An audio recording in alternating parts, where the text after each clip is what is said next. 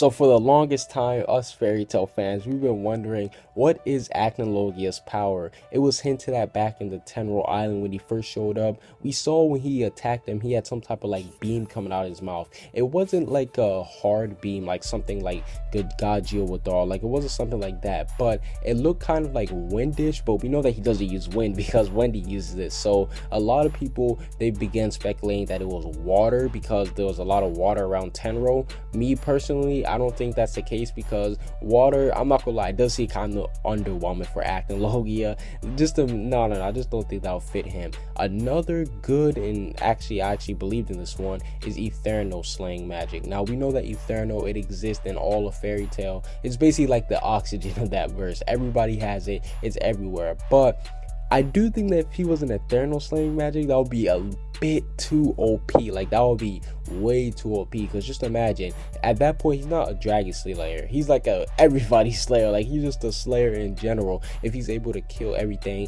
that exists within the fairy tale world. So I do think that'll be a bit too OP. Plus, me personally, I take it for example like Wendy. We know what happened when she had high amounts of Eternal around her. She ended up changing, like her whole hair changed and everything. So I think that Acnologia, if he was to use that type of thing, like his appearance will change every time, because we've seen that when you absorb a high amount of Eternal for both Wendy and Natsu, your appearance begins to change. And we saw that Acnologia, he stayed the same throughout the whole time. So that's also another reason why I don't believe in it. But the main thing that I believe Acnologia's power is,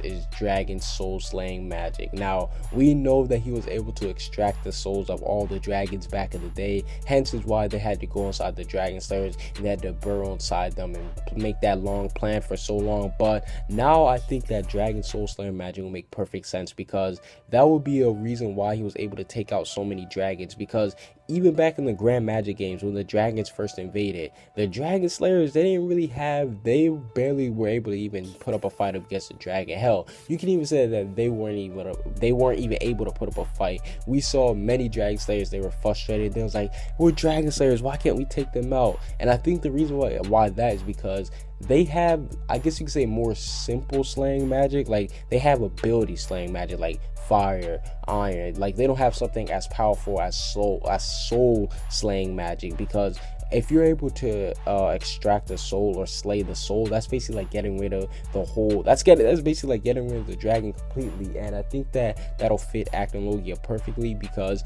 that'll explain the reason why he was able to take out so many dragons and why the other dragon slayers weren't even able to stand a chance against them. But overall, that's what I think that Acnologia's slaying magic is. I do think that he is a dragon soul slayer, and it'll make perfect sense. It'll explain why he's so OP. Comment what you guys think down below. Subscribe if you haven't. Peace out.